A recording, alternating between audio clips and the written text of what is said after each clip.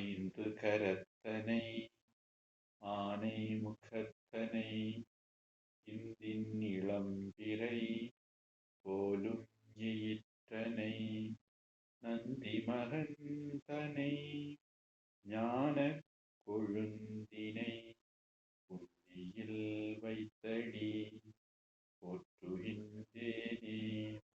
தந்தை தாயாவானும் சார்கதி இங்கு ஆவானும் அந்தமிலா இன்பம் நமக்கு ஆவானும் எந்தமது ஊனாகுவானும் உயிராகுவானும் அருட்கோனாகுவானும் குரு. உலகலாம் உணர்ந்தோதற்கரியவன் நிலவுலாவிய நிர்மலி வேணியன் அலையிற் ஜோதியன் அம்பலத்தாடுவான் மலர் சிலம்படி வாழ்த்தி வணங்குவான். தெரியும்.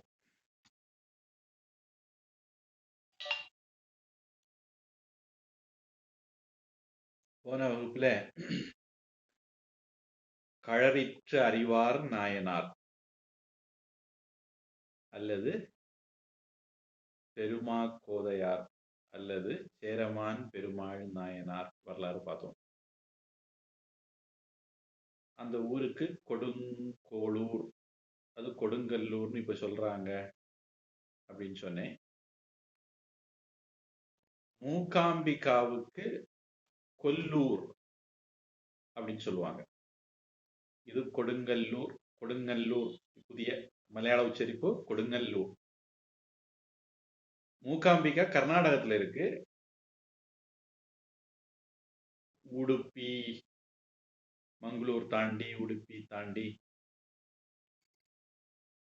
அங்க கேரள மக்கள் அதிகம் போய் தொழுவாங்க. எப்படி பழனிக்கு கேரள மக்கள் அதிகம் வந்து தொழுவாங்களோ, கன்னியாகுமரியில குமார கோவில்னு ஒரு முருகன் கோவில் இருக்கு, அங்கேயும் கேரள மக்கள் அதிகம் வருவாங்க. இந்த எல்லை ஓரங்கள்ல இருக்கக்கூடிய முருகன் கோவில்கள்ல அல்லது கோவில்கள்ல கேரள மக்கள் அதிகம் வர்றது வழக்கம். அதே மாதிரி கர்நாடகத்துல கொல்லூருக்கும் மூகாம்பிகா கோவிலுக்கும் கேரள மக்கள் அதிகம் போவாங்க.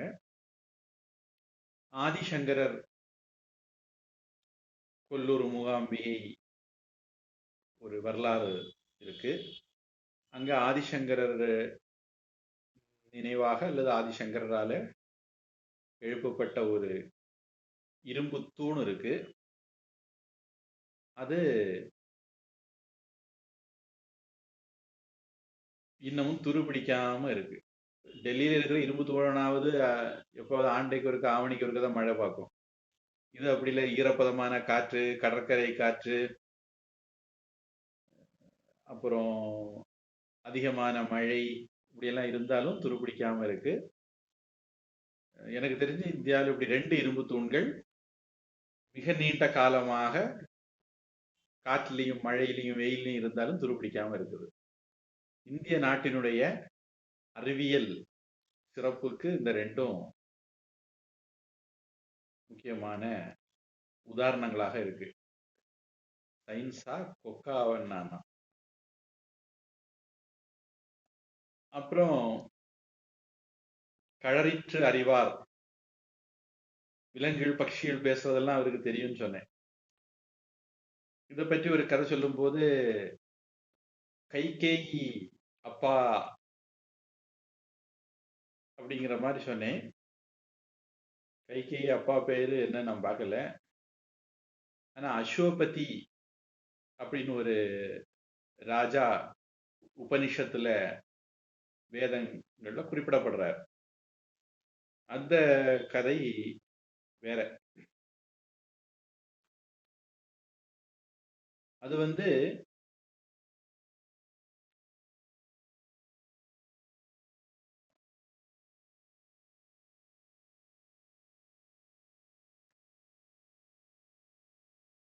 அஸ்வபதி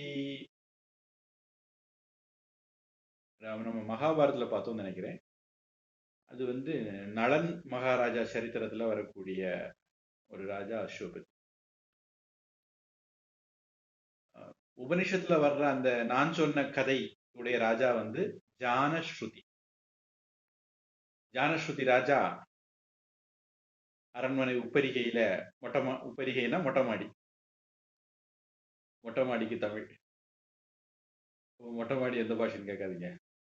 அவர் உப்பரிகையில உலாத்திட்டு இருந்தார். உலாத்திட்டு இருக்கும்போது 2 பறவைகள் பறந்து வந்துட்டு இருக்கு. உடனே ஒரு பறவை சொல்லுது, "டேய் டேய் டேய், அதான் ஜானஸ்ருதி இருக்கான். அவனுக்கு ஒளி வானுக்கும் மண்ணுக்கும் நிறைஞ்சு நிக்குது. அதுல போய் மாட்டி எரிஞ்சு போயிடாத. அவன் எப்படிப்பட்டவன்? பெரிய அறிவாளி, ஞான தேஜஸ் உள்ளவன். பார்த்துப்போ, ஒதுங்கி போ" அப்படின்னு ஒரு பறவை சொல்லுது. பல்லாக்ஷ பறவைகள் அந்த பறவைகள் அப்படின்னு உபனிஷத் சொல்லுது. உடனே அடுத்த பறவை சொல்லுது, வா, சும்மா இருப்பியா நீ?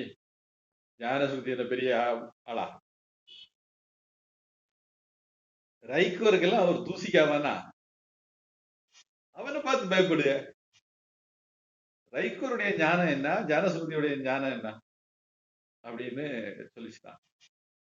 உடனே ஜானஸ்ருதி, நம்மளோட பெரிய ஒரு நம்ம ராஜா அறிவாளி அப்படின்னு நினைச்சிட்டு இருக்கோம். நம்மளோட ஒரு பெரிய அறிவாளி உலகத்துல இருக்கிறானா? அவனை தேடி கண்டுபிடிக்கணுமே, ஆள் அனுப்பி கஷ்டப்பட்டு தேடி ரொம்ப கஷ்டப்பட்டு கண்டுபிடிச்சாரு அப்படின்ட்டு அந்த கதை போகும். அஷ்டாவக்ரர் அந்த கதை வேற. அது வந்து நம்ம சாந்தோக்கிய உபநிஷத்துல வரக்கூடிய ஸ்வேதகேத்து, அவங்க மாமா, அவங்க குடும்பத்துல உள்ள கதை அது. வந்தி அப்படிங்கிற சூதன் எல்லா புலவர்களையும் அவமானப்படுத்த அல்லது வாதத்துக்கு கூப்பிட்டு கொண்டு போடுறது, கடல்ல தள்ளி விட்டுறது.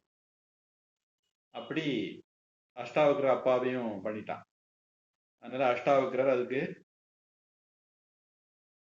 நேர் செய்யறதுக்காக வேண்டி, சமன் செய்யறதுக்காக வேண்டி ஜனக மகாராஜா சபைக்கு போய் வந்திய வாதத்துல தோக்கடிச்சு, அந்த கதை நம்ம மகாபாரதம் பார்க்கும்போது பார்த்தோம். எல்லா கடல்ல அமிழ்த்தப்பட்ட எல்லா புலவர்களையும் மீட்டு கொண்டு வந்தார். வந்திய கடல்ல அமிழ்த்தினார் அப்படின்னு பார்த்தோம்.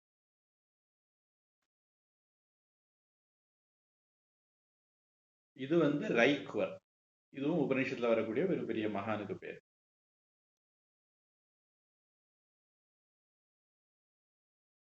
இப்போ நாம 39வது கூற்றுவ நாயனார் அவருடைய கதை பார்க்கணும்.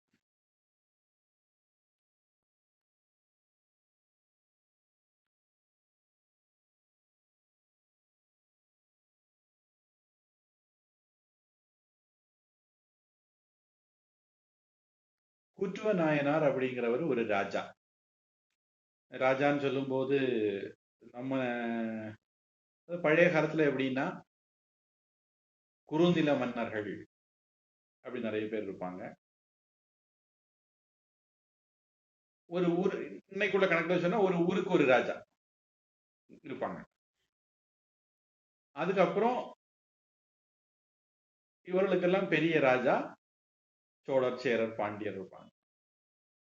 இனி இவங்கள்ல யாரு கை ஓங்குதோ அவங்க ராஜராஜா, ராஜராஜ சோழன், ராஜ இந்திர சோழன், சக்கரவர்த்தி, மன்னன், இந்த மாதிரி எல்லாம் சொல்லிக்குவாங்க.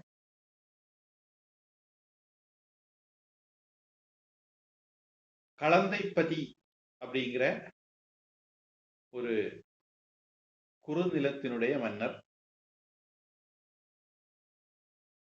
இவருடைய உண்மையான பெயர் என்னன்னு தெரியாது.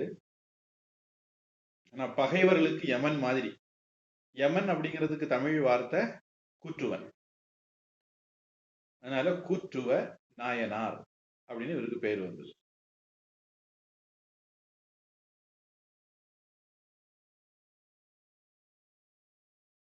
ரொம்ப சிவபெருமான் கிட்ட அன்புடையவர். அதனால தானே நாம அவருடைய வாழ்க்கை எடுத்து வச்சு பார்க்கிறோம். பல மன்னர்களோட போர் செய்து வென்றார். இவ்வளவு வலிமையும் சக்தியும் இருந்தாலும், வெற்றி மேல் வெற்றி வந்து குவிந்தாலும் அதனால வரக்கூடிய திமிரு, அகங்காரம், செருக்கு, தருக்கு, ஈகோ, அகம்பாவம் இது ஒன்றும் அவருக்கு வரல. அவர் எப்பவும் போல சிவன் அடியார்களுக்கு அடியாராகவே இருந்தார்.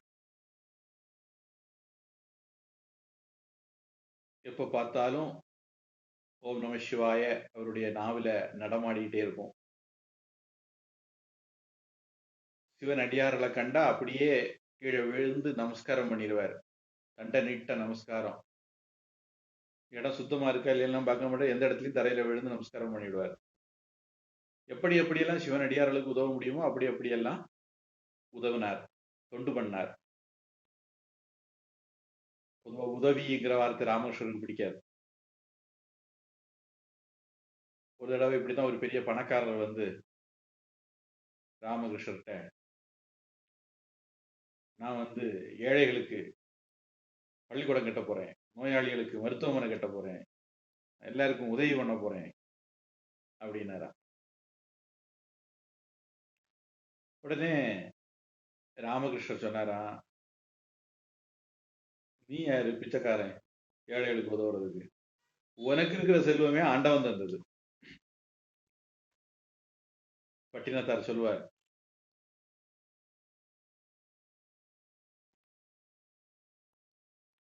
இடைநடுவில் வந்த இச்செல்வம் இறை தந்ததென்று கொடுக்க அறியாமல் குலாவும் குலாமருக்கு என் சொல்லுவேன் கச்சி ஏகம்பனே. தன்னுடைய வந்த செல்வம் ஏதோ தாம் பிறக்கும் போதே கொண்டு வந்தது, பரம்பரையா நமக்குள்ளதுதான் அப்படின்னு நிறைய பேர் நினைக்கிறாங்க. இந்த ஜென்மத்தில் நம்ம சம்பாதிச்சிருக்கலாம், நம்ம தாத்தா பாட்டி சம்பாதிச்சிருக்கலாம். எப்படி இருந்தாலும் செல்வம் வந்து நமக்கு தரப்பட்டது பகவானால, நம்முடைய சொந்த பொருள் அல்ல அது. அதனால சொந்த பொருள் நான் வச்சுக்கிடுவேன் கொடுக்க மாட்டேன் அப்படின்னு நினைக்கிறது புத்திசாலித்தனம் இல்லை. நமக்கு வந்தது இன்னைக்கு நாம அதனுடைய பொறுப்பாளர், காப்பாளர், ட்ரஸ்டி. நாளைக்கு யாரோ. அதனால நாம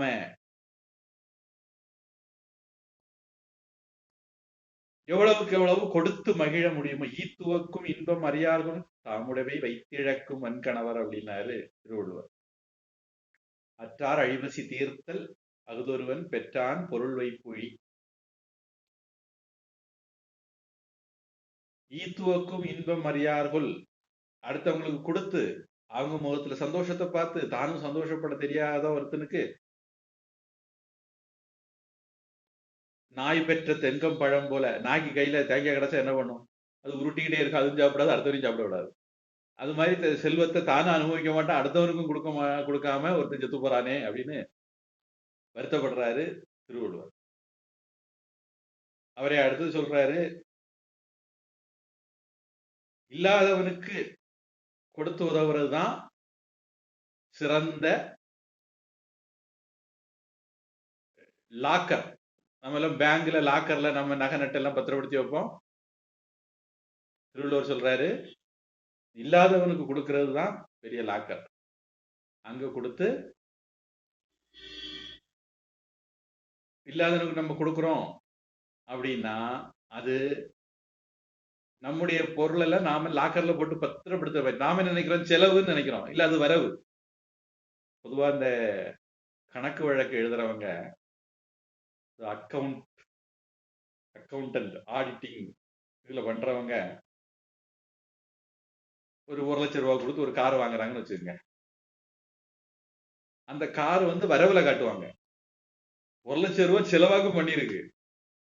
ஆனா அவங்க அதை வரவுல காட்டுவாங்க. அசையும் சொத்து அசையா சொத்துன்னு சொல்லிட்டு ஒரு இடம் வாங்குறீங்க, அதை வரவுல காட்டுவாங்க. கையில இருந்து பணம் போயிருக்கும், ஆனா அதை வரவுல காட்டணும் அப்படிங்கிறது அக்கவுண்டிங் ரூல்ஸ். அத மாதிரி நாம வந்து ஏழைக்கு கொடுக்கிறது, கஷ்டப்படுறவங்களுக்கு கொடுக்கிறது, நோயாளிகளுக்கு கொடுக்கிறது, கல்விக்காக கொடுக்கிறது, அடியாவர்களுக்கு கொடுக்கிறது, சாதுக்களுக்கு கொடுக்கிறது, இதெல்லாம் நமக்கு மனசுல என்ன இருக்கு? செலவு பண்றோம்னு தோணுது. உண்மையிலே அதெல்லாம் செலவு இல்லை, இன்வெஸ்ட்மெண்ட். அதான் வள்ளுவர் சொல்றாரு, அற்றார் அழிவு சிறியர்த்தல் அகுது ஒருவன் பெற்றான் பொருள் வைப்புழி. லாக்கர் மாதிரி, சேமிப்பு கிடங்கு மாதிரி, ட்ரெஷர் கருவூலம் மாதிரி அப்படிங்கிறார். அதனால இவரு கூற்றுவ நாயனார் ராஜாவா இருந்தாலும் சம்பாதிச்சதெல்லாம் இறைவன் அடியார்களுக்கே செலவழிச்சு வாழ்ந்துட்டு இருந்தார். அவரால எப்படி எப்படி முடியுமோ அப்படி எப்படியெல்லாம் சிவனடியார்களுக்கு உதவி பண்ணுவார். இப்படி இருந்த அவருக்கு கடவுளுடைய அனுகிரகம், பக்தர்களுக்காக வேண்டி வாழ்றவனுக்கு கடவுள் அனுகிரகம் இல்லாம போகுமா? கடவுள் அனுகிரகம் இருந்ததுனால வெற்றி மேல் வெற்றி, பொருளுக்கு மேல் பொருள் வந்துட்டு இருந்தது. வழக்கம் நம்ம இதுவரைக்கும் நிறைய கதைகள் என்ன பார்த்திருக்கிறோம், பகவானுக்கு தொண்டு செய்யறாங்க, பஞ்ச பராரியா போயிடுவாங்க, செல்வத்தை இழந்துருவாங்க, கஷ்டப்பட்டுருவாங்க அப்படின்னு பார்த்தோம். இவர் விஷயத்துல அப்படி இல்லை. வெற்றி மேல் வெற்றி, செல்வம் மேல செல்வம். சுற்று வட்டாரத்துல எல்லா நாடுகளையும் தோக்கடிச்சிட்டார். அதனால ஏகப்பட்ட பொருள், எல்லாரும் கப்பம் கட்டுவாங்க, வரி கட்டுவாங்க. அதுக்கும் மேல இவர்கிட்டே 4 வகை படை இருந்தது. வெற்றி பெற படை எண்ணிக்கை கூடிட்டே வந்தது. அதனால தேர்ப்படை, யானைப்படை, குதிரைப்படை, காலாள் படைன்னு 4 வகை படைகளும், மிகப்பெரிய படைகளும் வச்சிருந்தார். இப்படி அவர்கிட்ட பார்வதியும் லட்சுமியும் நடமாடுனாங்க. கீர்த்தி ஸ்ரீர்வாக்ச நாரீணாம்னு கீதை. வீரமும் செல்வமும் குவிஞ்சது அவர்கிட்ட. இவ்வளவு சிறப்பு இருந்தாலும் சக்கரவர்த்தி ராஜராஜன் அப்படின்னு அவருக்கு பட்டம் சூட்ட முடியல. முடிசூட்டும் மன்னராக வாழ முடியல. குறுநில மன்னராக இருந்தார், முடிசூட்டி மன்னராக வாழ முடியல. அந்த காலத்து வழக்கம் என்னன்னா, குறுநில மன்னர்கள் எத்தனை பேர் வேணா இருக்கலாம், எவ்வளவு சிறப்பானவர்கள் வேணா இருக்கலாம். ஆனா சேர சோழ பாண்டியர்களுக்கு மட்டும்தான் முடிசூட்டக்கூடிய உரிமை. அதனால முடியுடை மன்னர் அப்படின்னு அவங்களை சொல்றது வழக்கம். ஔவையார் என்ன ஒரு பாடல் கூட இருக்கு, முடியுடை மன்னரை காணில் அப்படின்னு ஒரு பாடல் கூட இருக்கு.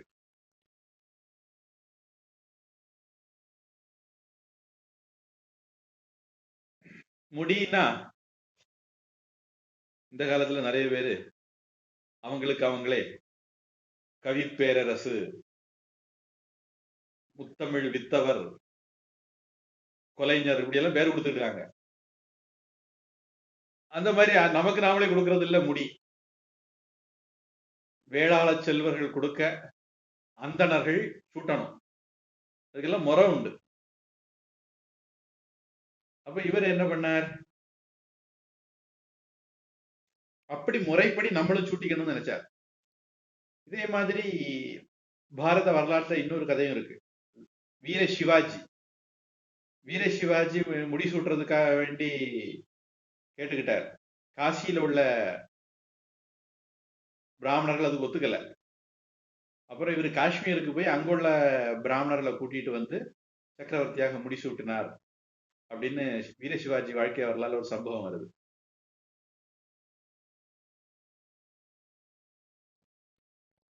சோழ நாட்டை ஒட்டி இருக்கிறதுனால கூற்றுவ நாயனார் தில்லை சிதம்பரத்து அந்தணர்களை அணுகினார். பொதுவா சோழ நாட்டு ராஜாக்கள் தில்லை, திருவாரூர், உறையூர், பூம்புகார் இந்த மாதிரி இடங்கள்ல வச்சு முடிவு விட்டுவாங்க. அத மாதிரி நம்மளும் சூட்டிக்கலாம் அப்படின்ட்டு இந்த சிவபக்தரான கூற்றுவ நாயனார் தில்லைவாழ் அந்தணர்கள்ட்ட போய் முறையிட்டார்.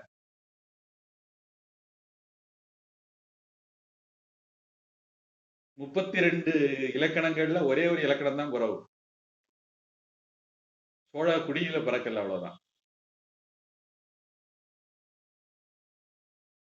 நாம தானே நாட்டை ஆட்சி பண்றோம், நம்மளே ராஜா ஆயிக்கலாம், இதுல என்ன தப்பு இருக்கு அப்படின்னு நினைச்சுக்கிட்டு போய் தில்லைவாழ் அந்தணத்தை கேட்டா அவங்க அது நாங்க பாரம்பரியத்தை மீற மாட்டோம், மரபை மீற மாட்டோம் அப்படின்ட்டு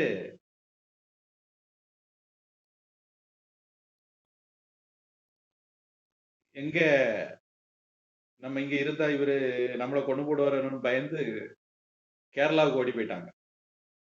அந்த காலத்துல அதுவும் தமிழ்நாடு தான், சேர நாடு, சேர நாட்டுக்கு போயிட்டாங்க. இந்த காலத்துல அது இன்னொரு மாநிலம். அவங்க குடும்பத்துல ஏதோ ஒரு 1-2 பேரை தில்லையில பூஜை பண்றதுக்கு மட்டும் உட்காத்தி வச்சுட்டு இவங்க எல்லாம் ஓடி போயிட்டாங்க. முடி சூட்டினாலும் சூடாட்டாலும் முடிசூடா மன்னராக கூற்றுவ நாயனார் ஆட்சி பண்ணிட்டு தான் இருந்தார். அப்போ அவருக்கு தெரிய வந்தது இவங்க எல்லாம் ஓடி போயிட்டாங்க பயந்து அப்படின்னு.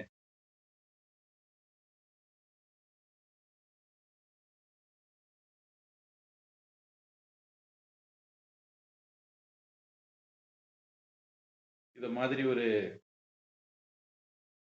மர்டர் இன் கத்தீட்ரல் அப்படின்னு நினைக்கிறேன், ஒரு நாவல் நினைக்கிறேன்.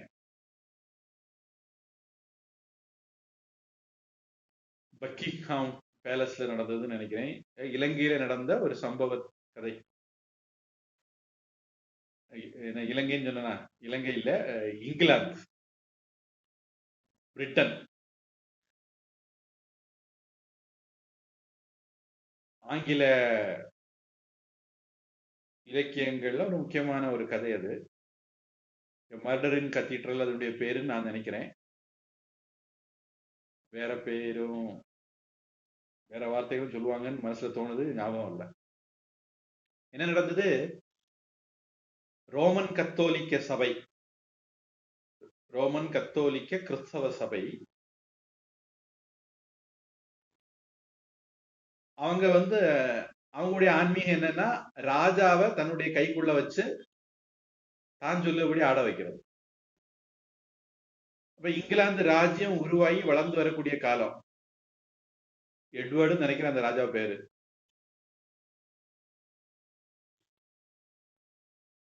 சர்ச்சில் வேலை பார்க்கக்கூடிய ஒரு ஊழியன் தப்பு பண்ணிட்டான். ராஜா அவனை கூப்பிட்டு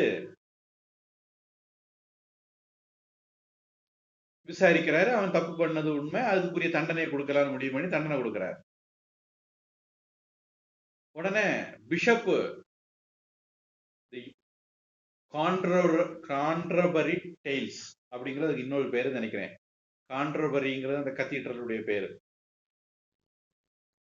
அந்த கான்ட்ரபரியுடைய ஆர்ச் பிஷப் எங்களுடைய அதிகாரத்தில் ராஜா எப்படி தலையிடலாம், அவன் சர்ச்சு ஊழியன், அவனுக்கு நான் தான் தண்டனை கொடுக்கணும், ராஜா எப்படி தண்டனை கொடுக்கலாம் அப்படின்னு கிளம்பிட்டார். ராஜா நான் ஆட்சி பண்றேன், சட்டத்திட்டம் ஒழுங்கெல்லாம் என்னுடைய கட்டுப்பாட்டில் வரும், நான் தான் தண்டனை கொடுக்கணும் அப்படின்னு ராஜா. ரொம்ப பேசினா அவனை பிடிச்சி ஜெயில போட்டுடணும் அப்படிங்கிற மாதிரி ராஜா சொன்னார். ராஜா சொன்ன தகவல் அந்த ஆர்ச் பிஷப்பு கேட்டது, ஓடியே போயிட்டார் ஜெர்மனுக்கு. திருப்பி கொஞ்ச நாள் பொறுத்து ராஜா இப்படி ஒரு பயந்து ஓடி போயிட்டாரு அப்படின்னு கேள்விப்பட்ட உடனே ஆளை அனுப்பி, இல்ல ஒன்னும் பயப்பட வேண்டாம், ஒன்னும் பண்ண மாட்டேன், ஊர்ல சௌக்கியமா சர்ச்சை வேலையை பார்த்துட்டு இருக்க சொல்லுங்க, அரசாங்க விஷயத்துல மட்டும் மூக்க நுழைக்காம சர்ச்சை விஷயத்தை பார்த்துட்டு இருக்க சொல்லுங்க, நான் ஒன்னும் பண்ண மாட்டேன்னு சொல்லி அனுப்பி திருப்பி கூட்டிட்டு வந்தாங்க.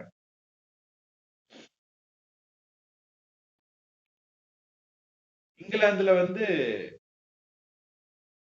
ரோமன் கத்தோலிக்க கிறிஸ்தவ சபையினுடைய அட்டூழியம், அராஜகம், அயோக்கியத்தனம், ஆடம்பரம் இதையெல்லாம் எதிர்த்து மக்கள் பொங்கக்கூடிய காலம் அது. புராட்டஸ்டன்ட் அவங்க வலுவாகிற காலம். அதனால இங்கிலாந்து அரச பரம்பரை புராட்டஸ்டண்டா மாறிட்டது. இப்படி இருக்கக்கூடிய கால சமயத்துல இதெல்லாம் நடக்குது. அப்ப திருப்பி அந்த பிஷப் வந்தாரு, கொஞ்ச நாள் இருந்தாரு. இருந்தபோது மறுபடி இத மாதிரி ராஜாவுக்கும் பிஷப்புக்கும் ஒரு வரசல் வந்தது. ராஜா ராஜ்யத்தை ஆள நினைக்க சட்டத்திட்டங்களை தன்னுடைய கட்டுப்பாட்டுல வச்சிருக்கிற முயற்சி பண்ண, பிஷப்பு ராஜாவுக்கு மேல நான் சொல்லபடிதான் ராஜா கேட்கணும் அப்படிங்கிற மாதிரி அதிகாரம் செலுத்த விரும்பினார். அப்ப ராஜா என்ன பண்ணாரு, ஒரு நாள் சும்மா பேச்சுவாக்குல இவனை எல்லாம் போட்டு தள்ளா தான் சரியாகும் அப்படின்னு சொல்லிட்டாரு போல. அவருக்கு விசுவாசமான ஊழியம் கிட்ட இருந்து கேட்டுட்டு இருந்தான். அவன் போய் போட்டு தள்ளிட்டு வந்துட்டான். இந்த வரலாறு தான் கான்ட்ரபரி டேல்ஸ் மர்டர் இன் கத்தீட்ரல் அப்படிங்கிற கதை சொல்லுது அப்படின்னு சொல்லுவாங்க.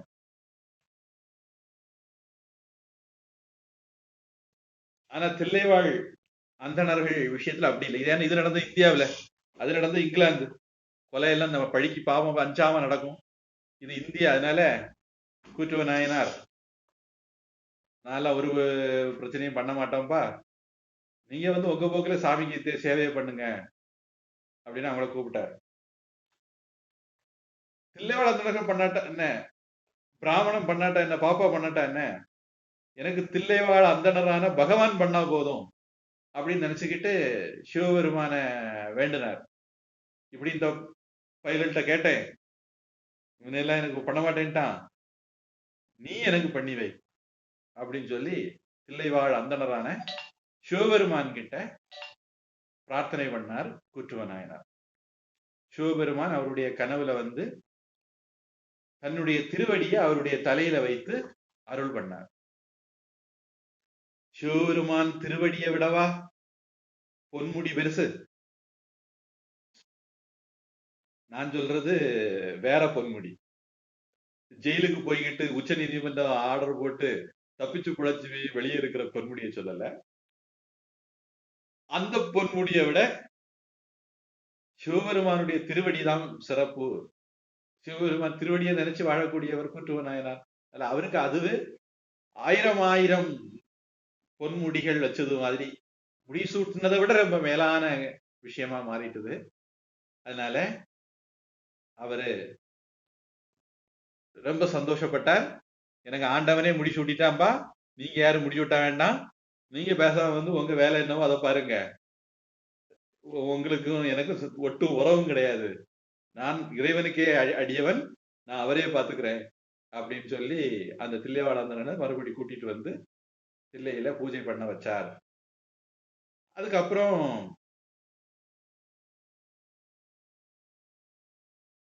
எல்லா சிவனடியார்கள் மாதிரியும் ஒவ்வொரு திருத்தலங்களும் போய் அங்க அவரால் முடிந்த அளவுல சிறப்பான வழிபாடுகள் எல்லாம் பண்ணி இறுதி காலம் வரைக்கும் அவ்விதமாக இறை தொண்டிலேயே, சிவ பூஜையிலேயே, சிவன் அடியார்கள் தொண்டிலேயே திளைத்து இறைவனுடைய திருவடியை அடைந்தார்.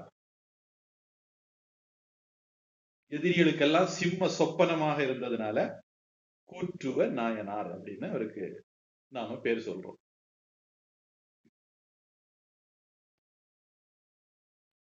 அடுத்தது ஒரு தொகையடியார். பொய்யடிமை இல்லாத புலவர்.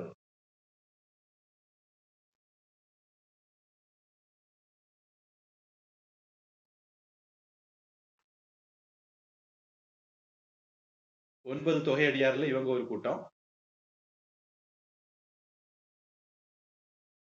தனியடியார்கள் 63. பொதுவா நம்ம தனியடியார்கள் 63 பேரை சொல்லும் போது இயல்பா நமக்கு என்ன வரும்? ஒரு தப்பான அபிப்பிராயம் வரும்.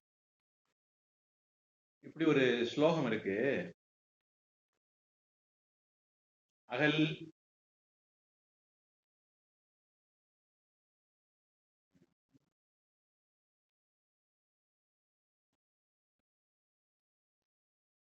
பஞ்சகன்யா ஸ்மரே நித்தியம் அப்படின்னு வரக்கூடிய ஒரு ஸ்லோகம். 5 விதமான பத்தினி பெண்டிர், கற்புக்கரசிகள் அப்படின்னு அந்த ஸ்லோகம். அகல்யா, சீதா, மண்டோதரி, திரௌபதி,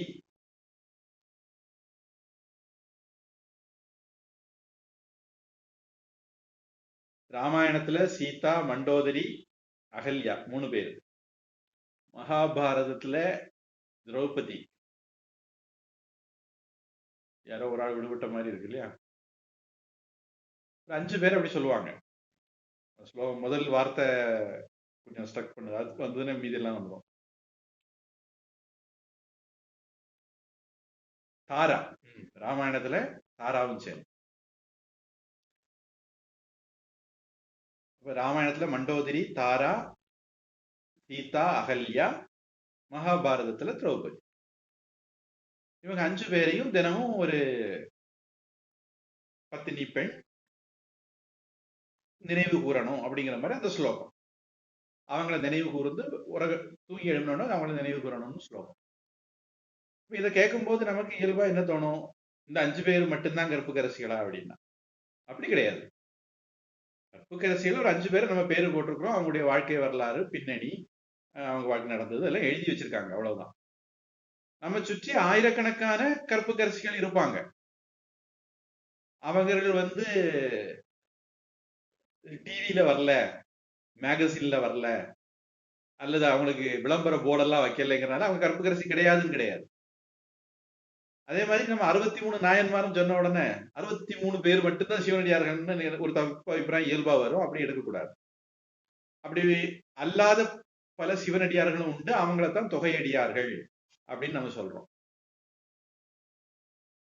இதுல ஒரு கூட்டம் தான் இந்த பொய் அடிமை இல்லாத புலவர். நீங்க எல்லாம் வேதாந்த ஸ்டூடெண்ட், அதனால உங்களுக்கு இந்த பாடம் எடுக்கிறது ரொம்ப ஈஸி. வேற யாருக்கும் எடுக்கணும்னா கொஞ்சம் கஷ்டம். அதாவது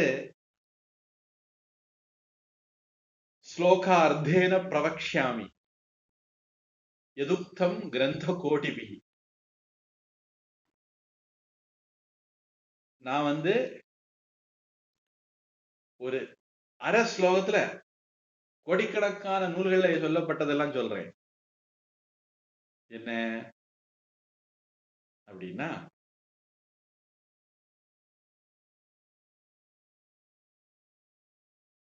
பிரம்ம சத்தியம், ஜெகன் மித்யா, ஜீவோ பிரம்ம இவ நாபரா. கடவுள் தான் உண்மை, உலகம் பொய் தோற்றம், ஜீவாத்மா பரமாத்மா தான், வேற கிடையாது அப்படின்னு ஆதிசங்கரர் சொல்வார். அப்ப இந்த உலகம் பொய், மித்யா. பொதுவா உலகத்துல ஜனங்கள் என்ன பண்றாங்க? இந்த பொய்க்கு, மித்யாவுக்கு அடிமையாகி வாழ்றாங்க, அனாத்மாவுக்கு அடிமையாகி வாழ்றாங்க, கஷேத்திரத்துக்கு அடிமையாகி வாழ்றாங்க, திருஷ்யத்துக்கு அடிமையாகி வாழ்றாங்க. இதெல்லாம் நீங்க வேதாந்தத்துல அப்படி கேள்விப்பட்டிருப்பீங்கிற நம்பிக்கையில இந்த வார்த்தையெல்லாம் சொல்றேன். ஆனா அப்படி இல்லாம சிவனுக்கு,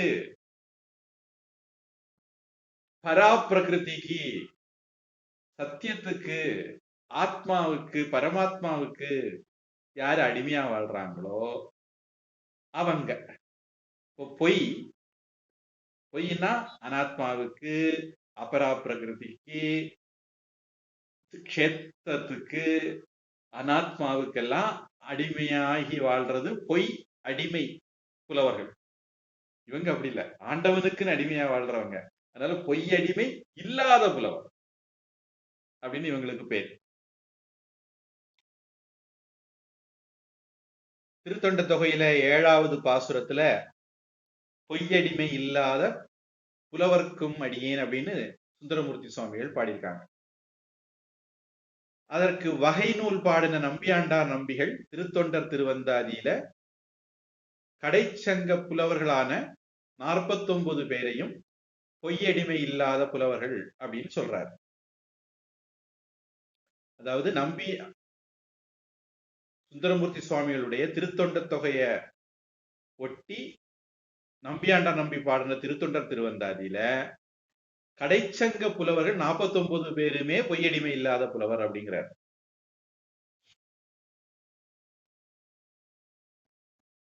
தரணியில் பொய்மையிலா தமிழ்ச்சங்கம், அதில் கபிலர், பரணர், நக்கீரர் முதல் 49 பல்புலவோர் அருள் நமக்கு ஈயும் திருவாலவாயரஞ்சேவடிக்கே பொருள் அமைத்து இன்ப கவிபல பாடும் புலவர்களே. திருவாலவாயான் ஆன மதுரை சொக்கநாதருக்கு, சோமசுந்தர கடவுளுக்கே கதின்னு சொல்லி பாட்டு பாடக்கூடிய இந்த 49 பேரும் பொய்யடிமை இல்லாத புலவர்கள் அப்படின்னு அவர் சொல்றார்.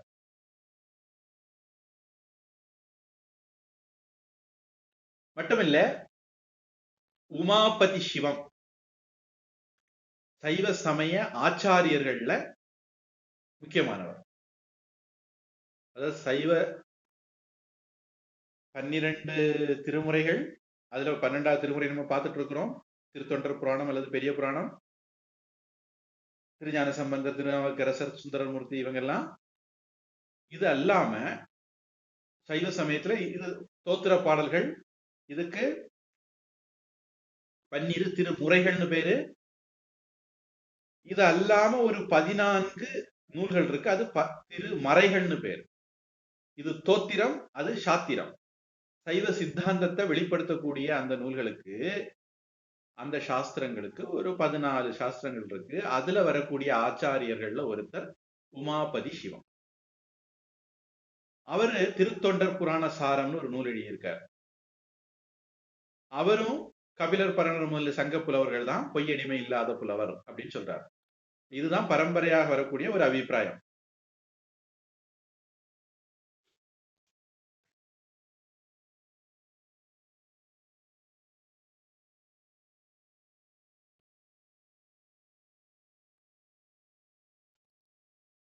சேக்கிழார்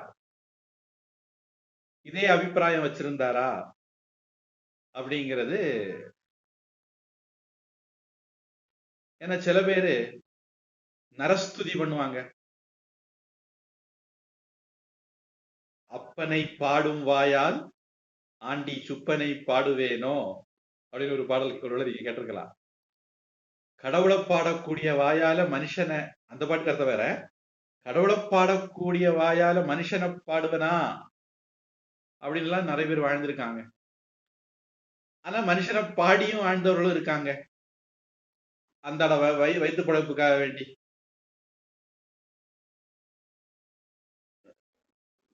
சின்மை ஆண்டாள் புகழ் பொறுக்கி அவனெல்லாம் ஆளுங்கட்சிய கால நக்கி வாழ்ந்துட்டு இருக்கிறவன். ஆளுங்கட்சிய கால நக்குனா சென்னையில பிளாட்டு கிடைக்கும், ஏதாவது பட்டம் கொடுப்பாங்க, ஏதாவது பணம் கொடுப்பாங்க. இதனால எவன் ஆளுங்கட்சிக்கு வராது அவனுக்கு கால நக்கி பிழைக்கிறதே அவனுக்கு பிழைப்பு. அப்படி கால நக்கி பிழைக்கிற பொறுக்கி ராமனை இதுவும் சொல்லுவான், இதுக்கு மேலேயும் சொல்லுவான், ஆண்டாளை இதுவும் சொல்லுவான், அதுக்கு மேலேயும் சொல்லுவான். ஏன்னா அவன் கருவின் குற்றம். கன்னியாகுமரி மாவட்டத்துல இருந்து ஒரு அரசியல்வாதி இருந்தார். அவர் பேரு நாஞ்சில் மனோகரன் அப்படின்னு சொல்லுவாங்க. அந்த ஆசாமி இந்த அயோக்கிய கூட்டத்துக்கு ஒரே வார்த்தையில அழகா சொன்னார், கருவின் குற்றம் அப்படின்னு. இவனுக்கு பொறப்பே சரியில்லை, அதனால இப்படித்தான் நடப்பான் அப்படின்ட்டாரு. அது 100ல ஒரு வார்த்தை அது. அப்போ சில பேர் இந்த மாதிரி காலநக்கி கழுவி குடிக்கிற கூட்டங்களும் இருக்கும் புலவர்கள்ல. ஆனா கடவுளுக்குன்னு வாழ்றவங்களை மட்டும்தான் நம்ம கணக்குல எடுத்தா சரியா இருக்கும்.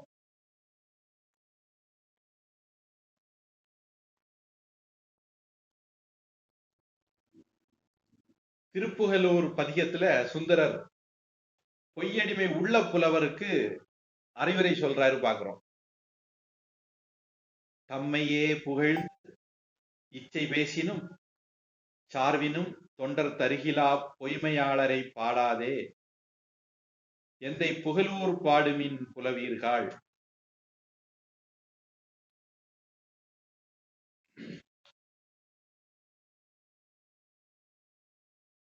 பணக்காரன் ஸ்பெஷலா கவனிப்பான், பதவியெல்லாம் தருவான் அப்படிலாம் சொல்லி பாடாத, புகழூர்ல இருக்கக்கூடிய சிவபெருமான பேசு, ஆண்டவனை பாடு. இம்மையே தரும் சோறும் கூரையும், இந்த உலகத்துல கிடைக்கக்கூடிய சோத்துக்காக வேண்டியும் ட்ரெஸ்ஸுக்காக வேண்டியும் ஏத்தலாம் இடர் கெடலுமா. நீ ஒருத்தனை பாடலாம், தற்காலிகமா இந்த உலகத்துல நீ சந்தோஷமா கூட இருக்கலாம். அம்மையே சிவலோகம் ஆழ்வதற்கு யாதும் அறிவில்லையே, யாதும் ஐயுறவில்லையே. ஆனா அந்த புகழூர் சிவபெருமான பாடுனேன்னா இந்த உலகம் மட்டும் இல்ல, சிவலோகமும் உனக்கு கிடைக்கும். அருளில்லாருக்கு எவ்வுலகும் இல்லாகியாங்கு, பொருள் இல்லாருக்கு இவ்வுலகம் இல்லை. திருவள்ளுவர் சொன்னார் இல்லையா, பணம் இல்லைன்னா இந்த உலகம் இல்லை. ஓரளவுக்கு. ஆனா ஆண்டவன் அருள் இல்லைன்னு வச்சுக்கோ, இந்த உலகமும் இல்ல, எந்த உலகமும் இல்ல அப்படின்ட்டார். அதனால சுந்தரரும் அந்த கருத்தை ஒட்டி பொய்யடிமை புலவர்களை இப்படி சொல்றார். அதனால இறைவனையே பாடி மீளா அடிமை உமக்கே ஆளாய் பிறரை வேண்டாதே இருக்கிறவரை தான் அவர் திருத்தொண்ட தொகையில பாடியிருப்பார், பாராட்டி இருப்பார் அப்படின்னு நாமும் நம்புவதற்கு இடம் இருக்கு. அதனால சேக்கிழாரும் அதை ஒட்டி இறை கொன்னு போட்டாலும் சரி, எவ்வளவு கஷ்டம் வந்தாலும் சரி, கடவுளைத்தான் பாடுவேன், கடவுள் நினைப்பாத்தான் இருப்பேன், அழியக்கூடிய இந்த உலகத்துல உள்ளவங்களை மானிடர்கள் அற்ப பதர்களை பாட மாட்டேன் அப்படின்னு இருக்கிறவங்களை தான் பொய்யடிமை இல்லாத புலவர்கள்னு சொல்ல முடியும் அப்படின்னு சேக்கிழாருக்கும் ஒரு அபிப்பிராயம்.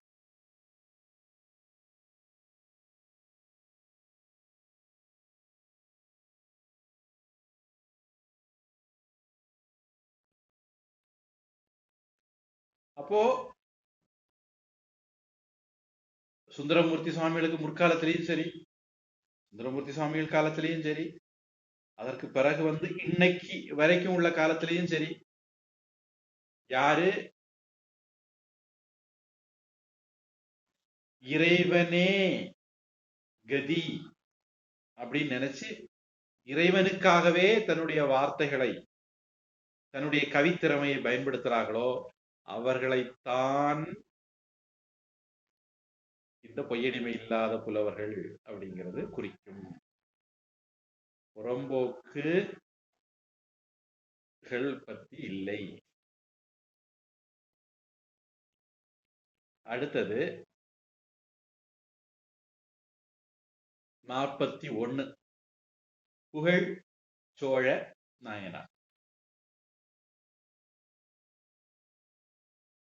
நம்ம பார்த்தோம் போன கூட்டுவ நாயனார் கதையில சோழ நாட்டு ராஜாக்கள் முடிசூடுறதா இருந்தா அவர்கள் முடிசூடக்கூடிய நகரங்கள்ல ஒண்ணு உறையூர்.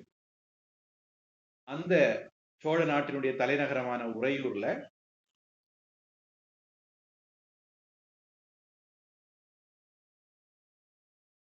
இருந்து அரசாண்டவர் புகழ் சோழ நாயனார். நாம எரிபத்த நாயனார் வரலாற்றிலேயே அவரை பத்தி கொஞ்சம் பார்த்திருக்கிறோம். எரிபத்த நாயனார் வாழ்க்கை இந்த புகழ்ச்சோழ நாயனாருடைய ஆட்சியில தான் நடக்குது. சிவகாமி ஆண்டார் பூக்குடலை போன வகுப்புல கூட யாரோ கேள்வி கேட்டீங்க, நான் இப்ப சொன்னேன்னு நினைக்கிறேன் இல்லையா? அந்த கதை தான் இப்ப வருது. புகழ்ச்சோழ நாயனார் நம்ம சிறப்பா ஆட்சி பண்ணிட்டு இருந்தாரு. சுற்று வட்டார ராஜாக்கள் எல்லாம் அவருக்கு கப்பம் கட்டினாங்க. தலை சிறந்த ராஜாவா இருந்தார். செல்வ செழிப்பா இருந்தது நாடு. மக்கள் அமைதியாக வாழ்ந்தார்கள், சந்தோஷமாக நிம்மதியாக வாழ்ந்தார்கள்.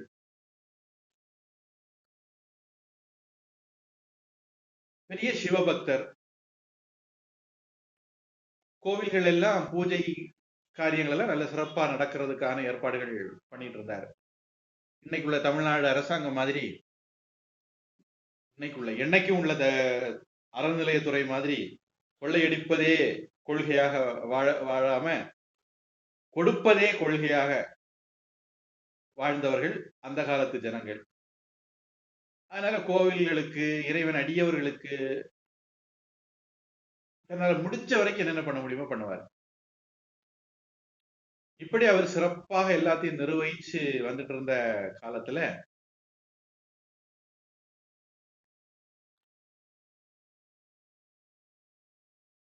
குறிப்பறிந்து கேட்காமலே கூட கொடுப்பார். அவ்வளவு பெரிய சிவபக்தர் இந்த புகழ் சோழர்.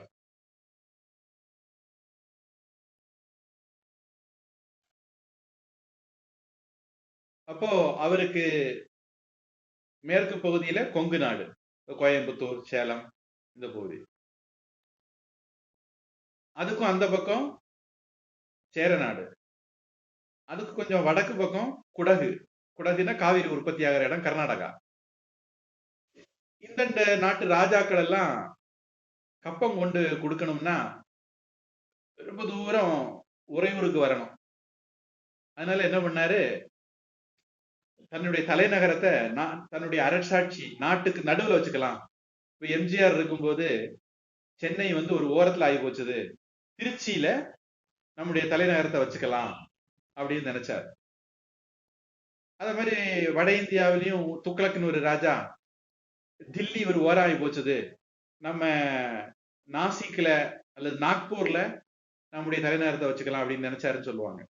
இந்த மாதிரி புகழ் சோழரும் தன்னுடைய தலைநகரத்தை என்ன பண்ணார், கரூருக்கு மாத்திக்கிட்டார். அவரு அங்க வந்து தங்கிக்கிட்டார். எல்லாரும் வந்து கப்பால்லாம் கொடுக்கறதுக்கு, வரி எல்லாம் கட்டுறதுக்கு சௌரியமா இருக்கட்டும் அப்படின்னு. இப்படி இருக்கக்கூடிய காலத்துலதான், இவர் கரூர்ல இருக்கக்கூடிய காலத்துலதான் சிவகாமி ஆண்டார் கதை கரூர்ல நடக்குது. அவரு பகவானுக்கு பூ பறித்து மாலைகள் கட்டி போடுறது வழக்கம். பூக்குடலையோட அவர் வந்துட்டு இருக்கார். வரும்போது பட்டத்து யானை, அதுக்கு அன்னைக்கு போதாத காலம் போல இருக்கு, இந்த பூக்குடலையை பறிச்சு விசிறி அடிச்சிட்டது. அந்த நேரத்துல அந்த யானைக்கு போதாத காலம் எதிர எரிபத்த நாயனார் வராரு. எரிபத்த நாயனார் அவ்வளவுதான், சிவன் அடியாருக்கு பட்டத்து தொந்தரவு பண்ணது பட்டத்து யானையா இருந்தா என்ன, ஐராவதமா இருந்தா என்னன்னு சொல்லிட்டு டக்குன்னு அதனுடைய துதிக்கைய வெட்டி எறிஞ்சிட்டார். ராஜாவுக்கு தகவல் போகுது, பட்டத்து யானை துதிக்கைய ஒருத்தன் வெட்டி போட்டான். உடனே ராஜா நம்ம ஆட்சியில அவ்வளவு துணிஞ்சவன் யாரு அப்படின்னு பாக்குறதுக்கு வேண்டி வந்தார். வரும்போது பாக்குறாரு, சிவன் வேடத்தோட, அடியார் வேடத்தோட எரிபத்தர் நிக்கிறார், சிவகாமி ஆண்டார் நிக்கிறார். உடனே ராஜாவுக்கு ஏதோ தப்பு நடந்து போச்சுன்னு புரிஞ்சு போச்சுது. சிவனடியார் வந்து வெட்டக்கூடிய அளவுக்கு பட்டத்து யானை தப்பு பண்ணிருக்கும்னா அதுக்கு ராஜாவான நான் தான் பொறுப்பு. உடனே என்ன பண்ணாரு, வாழை எரிபத்தத்தை கொடுத்து, ஐயா யான் தலையும் வெட்டுங்க ஐயா, யார் ராஜா எய்தவன் இருக்க அம்பை நோவானேன்னு சொல்லுவாங்க. அது மாதிரி என்னுடைய யானை செய்த குற்றத்துக்கு நியாயமா முதலாளி ஓனர் நானும் தண்டிக்கப்படணும், என்ன தலையை வெட்டுங்க அப்படின்னாரு. எரிபத்தர் அப்படியே அசந்து போனார். ஐயோ, இவ்வளவு நல்ல ராஜாவுக்கு ஆட்சியில நாம இப்படி ஒரு அநியாயத்தை பண்ணிட்டோமே, ராஜாட்ட சொல்லியிருந்தாலே நியாயத்தை பண்ணிருப்பாரு, நம்ம கொஞ்சம் முந்திரி கொட்ட மாதிரி முந்திட்டோமே அப்படின்னு நினைச்சார். எங்க ராஜா ஒருவேளை நம்ம வாழை வாங்கலைன்னா ராஜாவே அவருக்கு எடுத்த வெட்டிடுவார் சொல்லிட்டு பயந்து இவரை வாழை வாங்கிட்டார்.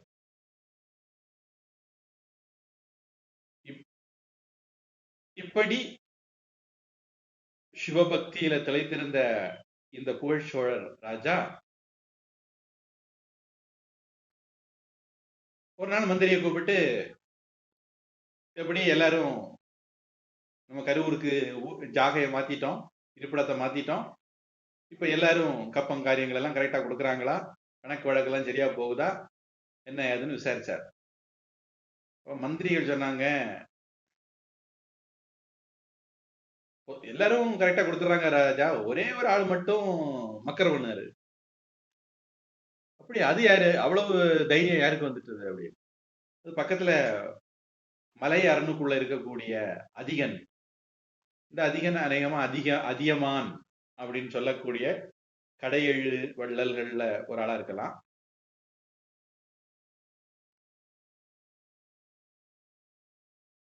அது அவன் வந்து ரொம்ப பாதுகாப்பான அரணுக்குள்ள இருக்கிறனால யாரு என்ன ஒண்ணும் பண்ண முடியாது அப்படிங்கிற ஒரு நம்பிக்கையில அவன் நம்ம கிட்ட வரி கட்டாம போக்கு காட்டிட்டு இருக்கிறான் அப்படின்னு சொன்ன ராஜா, வரி கட்டலைன்னா 7 கடல் 7 மலை தாண்டி இருந்தாலும் அவனை நான் தண்டிப்பேன், படையெடுங்க, அவனுடைய கோட்டையை நிர்மூலமாக்கி அவரை கொண்டு வாங்க அப்படின்னாரு. சோழர் படை போச்சுது. அதியமான் படை சோழர் படைக்கு முன்ன நிக்க முடியல. அதியமான் உயிருக்கு தப்பி ஓடி போயிட்டான். ராஜா கிட்ட வந்து படையெடுத்து என்னெல்லாம் கைப்பற்றி கொண்டு வந்தாங்க அப்படின்னு பெருமையாட்டு தளபதிகளும் அமைச்சர்களும் காட்டுறாங்க. இப்படி காட்டும் போது ஒரு தலைய ராஜா பாக்குறாரு.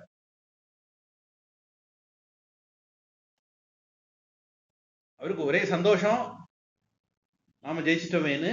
இப்படி ஒரு சந்தோஷப்பட்டு ஒவ்வொன்னா பார்த்துட்டே வரக்கூடிய முத்து, வைரம், வைடூரியம் எல்லாம் பார்த்துட்டே வராரு. அப்படி வரும்போது ஒரு தலையை பார்க்கிறார். இந்த தலையை பார்த்தோன்னா அப்படியே ராஜாவுக்கு ராஜா திகைத்து போனார். புறம்போக்குக்கு திகைத்து போனான்னு அர்த்தம் தெரியாத ஒரு புறம்போக்கு தமிழ்நாட்டுல இருக்கான். அவனும் டம்ளர்னு நம்ம எல்லாம் சொல்லிட்டு இருக்கோம். உண்மையான அர்த்தம் இதுதான். அந்த ஒரு தலையை பார்த்தோன்னா ராஜா திகைத்து போனார். திகைச்சு போய், என்ன சிவன் அடியார் வேடத்துல இருக்கக்கூடிய ஒரு தலைய கொண்டு வந்திருக்கீங்க?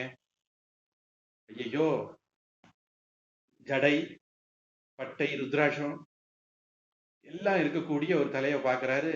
ஒரு சிவன் அடியார் இந்த யுத்தத்துல கொல்லப்பட்டுட்டாரு அப்படிங்கிறத பார்த்தோன்னா அவரு திகைத்தது மட்டும் இல்ல, மனசு புழுங்கவும் ஆரம்பிச்சது.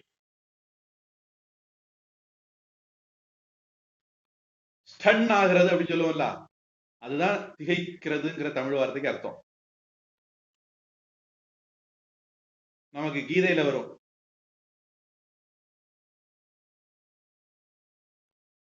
தியாயத்தோ விஷயான் 2:62 முதல் 65.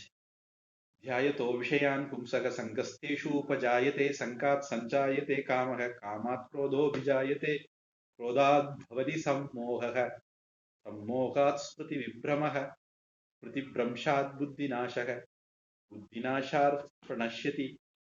அந்த மாதிரி ஒரு துவனி தான் அந்த திகைத்தனை. புத்தி சுவாதீனம் இல்லாம போயிட்டான் அப்படிங்கிறதெல்லாம் விவரம் கெட்டவனுக்கு மண்டையில அப்படிப்பட்ட போதையில இருந்து பேசியிருப்பான். வேற என்ன சொல்றதுக்கு, அவனுக்கு அப்படித்தான் புத்தி எல்லாம் வேலை செய்யும். இதே வாலி தன்னுடைய மரண வாக்கு மூலமாட்டு, ஐயா சாமி, நீ உன்னை கடவுள்னு உணராம எல்லாம் பேசிட்டே, மன்னிச்சுக்கோ. தம் பிள்ளைய கொண்டாட்டிட்ட ஒப்படைக்கல, தம்பி கிட்ட ஒப்படைக்கல, ராமர் கையில ஒப்படைக்கிறான். அந்த வாலியுடைய மரண வாக்குமூலத்தை படிக்கணும். இந்தியன் பீனல் கோட கோட் பண்ற அந்த மரமண்டைக்கு தெரியாது மரண வாக்குமூலம் அதுக்கு முன்னாடி வாக்குமூலத்தோட பெருசு அப்படின்னு. வாலி புத்தி மழுங்கி போய் தர்ம அதர்மம் எதுன்னு தெரியாம பைத்தியக்காரன் அவன் முதல்ல திகைத்தறின்னு சொன்னான், உண்மைதான். ஆனா அவனுக்கு பிறகு அவனுக்கு புத்தி தெளிவாகி அவன் என்ன சொல்றான், ஐயா ஆண்டவனே, நீ தர்மத்தை காப்பாத்திட்ட, ஒன்னால எனக்கு நரகம் கிடைக்க இருந்ததுல இருந்து காப்பாத்திட்டு தண்டனை தந்து அப்படின்னு சொல்லி ராமரை கும்பிடாத குறை, காலில் விழுந்து, நல்ல கதியா இருந்தா காலில் விழுந்து கும்பிட்டுருப்பான். காலில் விழுந்து, மனசார காலில் விழுந்து கும்பிட்டு தன் சொந்த பிள்ளைய ராமர் கையில ஒப்படைச்சிட்டு உயிரை விட்டான் வாலி. எனக்கு மோட்சத்தை தந்த, பெரிய புண்ணியம் செய்த அப்படின்னு. பொம்பளை பொறுக்கி இதெல்லாம் எப்படி தெரியும்? ஐயா, நீங்க வைரமுத்து ஏசுறீங்களா? ஆமா. அதனால இங்கேயும் ராஜா திகைத்துட்டாரு. உடனே மந்திரியை கூப்பிட்டாரு. பெரிய பாவம் பண்ணிட்டேன், சிவன் அடியார்களுக்கு தெரிஞ்சோ தெரியாமலோ என்னால ஒரு இடையூறு நேர்ந்துட்டது, ஒரு பழிபாவம் நேர்ந்துட்டது. அதனால என் பிள்ளைய நீங்க முடிச்சு விட்டுங்க, நான் இந்த போறேன், பரிகாரமாட்டு சன்னியாசம் போறேன் அப்படின்னு சொல்லிட்டு மந்திரிகள்லாம் சொல்லி பார்த்தாங்க. ஒரு சண்டைனா கொஞ்சம் முன்ன பின்ன இருக்கத்தான் செய்யும் அப்படின்னு சொல்லி பார்த்தாங்க. ராஜா புகழ் சோழர் முடியவே முடியாது, ஒரு சிவனடியாரை கொண்ட பாவம் எனக்கு வந்துட்டது, இனிமேல் இந்த ஆட்சியை செய்யக்கூடிய தகுதி எனக்கு கிடையாது. அதனால என்னுடைய மகனுக்கு, எங்க நாட்டிலயும் அப்படித்தான், ஆனா இது முடியாட்சி காலம். அப்போ மகனுக்கு முடி சூடுறது இருந்தது. இந்தியாவில குடியாட்சியா இருந்தாலும் ரிப்பப்ளிக்கா இருந்தாலும் மகனுக்கு தான் முடி சூட்டுவாங்க. நேரு அவருக்கு மகளுக்கு, இந்திரா அவளுக்கு மகனுக்கு, அவருக்கு மகனுக்கு முடி சூட்டுறாரு காத்திருக்காங்க, நாங்க விடல. அதே மாதிரி தமிழ்நாட்டுல கருணாநிதி அவருக்கு மகனுக்கு, அவருக்கு பேரனுக்குன்னு போயிட்டு இருக்கு. தகுதி இருக்கோ இல்லையோ, துண்டச்சீட்டை கூட பார்த்து படிக்க தெரியாம இருந்தாலும் பதவி மகனுக்கு. இது முடியாட்சியா குடியாட்சியான்னு தெரியல இந்தியாவில் நடக்கிறது. சரி போட்டோம். ஆனா அந்த காலத்துல நடந்தது முடியாட்சி. அதனால ராஜாவுக்கு பிள்ளைக்கு தான் அடுத்தது பட்டம். அதுலயும் பொதுவா மூத்த பிள்ளை. ஏதேனும் காரணத்தால மூத்த பிள்ளைக்கு முடியல, திருதராஷ்டிரன் மாதிரி அப்படின்னா தான் அடுத்த பிள்ளைக்கு. அதனால ராஜா என் பிள்ளைக்கு முடிச்சு விட்டு அவனை வச்சு நீங்க ஆட்சி பண்ணுங்கப்பா, இந்த பாவம் செய்த நான் இனிமேல் இந்த ஆட்சியில உட்கார மாட்டேன் அப்படின்னு சொல்லிட்டு மற்றவர்கள் சொன்ன சமாதானத்தை எல்லாம் கேட்காம, இதுதான் தமிழ் பண்பாடு, இதுதான் இந்து பண்பாடு. நம்ம ராமர் கிட்ட பாக்குறோம், தர்மர் கிட்ட பாக்குறோம், பீஷ்மர் கிட்ட பாக்குறோம். என்ன விலை கொடுத்தாவது தர்மத்தை அறத்தை காப்பாத்தணும், காப்பாத்துவாங்க. புகழ் சோழரும் அதே மாதிரி யுத்தத்துல ஒரு சிவனடியார் கொல்லப்பட்டதுக்காக வேண்டி தன்னுடைய அரியாசனத்தை துறந்துட்டு சிவ வேடம் பூண்டு அதுக்கு பரிகாரம் பண்ண கிளம்பிட்டார். எங்க தமிழ்நாட்டுல நடக்கவே முடியல, சக்கர நாற்காலியில போனாலும் நான் பதவியை சேர விட மாட்டேன், நாற்காலியை விட மாட்டேன் அப்படின்னு இருந்த நாடு தமிழ்நாடு. இந்த தமிழ்நாட்டை நம்முடைய முன்னோர்கள் எப்படி வாழ்ந்திருக்காங்க பாருங்க. புகழ் சோழருக்கு பரிகாரம் பண்ணணுங்கிறதுக்காக வேண்டி என்ன பண்ணார் அப்படின்னா, தீய வழக்க சொல்லி நமசிவாய மந்திரம் ஜபிச்சு அந்த ஜடை தலை வெட்டப்பட்ட ஜடாதாரியான அந்த போர் வீரனுடைய தலையை ஒரு தங்க தட்டுல தாங்கி தன் தலையில வச்சு அந்த எரியை வலம் வந்து அந்த எரிக்குள்ள நமசிவாய சொல்லி இறங்கிட்டார் அந்த தலையோட. இதுதான் சனாதனம், இதுதான் இந்து பண்பாடு. நாம பாக்குறோம் ஆதிசங்கரர் காலத்துல குமாரில பட்டர் அவர் தாய் மதத்தை விட்டு போய் இன்னொரு மதத்துல கொஞ்ச நாள் இருந்ததுக்காக வேண்டி தன்னை ஒரு குழி வெட்டி அதுல உமிய தன்னை இறங்கி தன்னை சுற்றி உமிய போட்டு அந்த உமியில நெருப்பு வச்சு எவ்வளவு பெரிய சித்திரவதையா இருக்கும். தான் செய்த பாவத்துக்கு அதுதான் பரிகாரம் அப்படின்னு உமியில தன்னைத்தானே நீர வச்சார். இன்னைக்குள்ள ஹிஸ்டோரியன் இல்ல, டிஸ்டோரியன்ஸ் எல்லாம் இருந்தாங்கன்னா, திராவிட கூமுட்டைகள் எல்லாம் இருந்தாங்கன்னா, இஸ்லாமிய கிறிஸ்தவ கம்யூனிச கோமாளிகள் எல்லாம் இருந்தாங்கன்னா, அவரை நெருப்புல தள்ளி விட்டுட்டாங்க, அவரை கொண்டுட்டாங்க இப்படின்னு எல்லாம் கிளம்பி இருப்பாங்க. உடன்கட்டை ஏற வச்சுட்டாங்க, பிராமணர்கள் பாப்பார பயிர்கள் எல்லாம் சேர்ந்து கொளுத்தி விட்டுட்டாங்க இப்படி எல்லாம் சொல்லுவாங்க. வள்ளலாருக்கு அப்படி கதை விட்டு பாக்குறாங்க, நந்தனாருக்கு அப்படி கதை விட்டு பாக்குறாங்க. ஆனா நம்முடைய பாரம்பரிய கதை வரலாறுகள் எல்லாம் தெரிஞ்சவங்களுக்கு தெரியும், இதெல்லாம் ஃப்ராடு பயிலு பித்தலாட்டக்காரன்னு தெரியும்.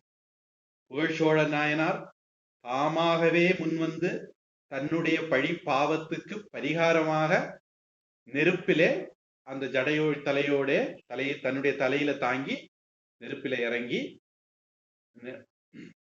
தன்னுடைய உயிரை மாய்த்து கொண்டார்.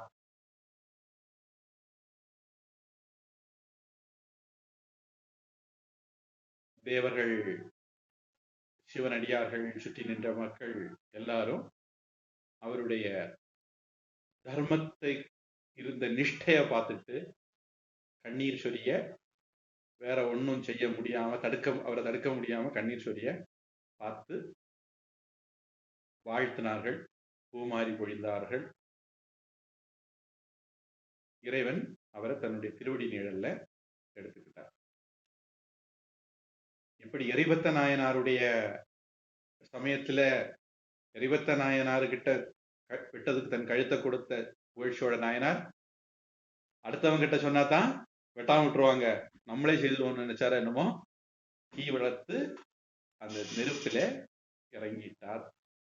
தன்னுடைய உயிரை விட்டு தான் செய்த தப்புக்கு, அவர் செய்யல, தெரியாம நடந்த ஒரு தப்புக்கு பரிகாரம் செய்து கொண்டார் அப்படிங்கிறத நம்ம பார்க்கிறோம்.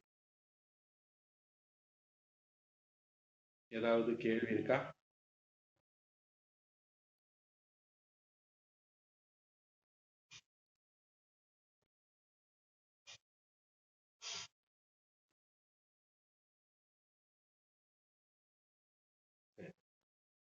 கேள்வி எதுவும் இல்லைன்னு நினைக்கிறேன். பிரார்த்தனை.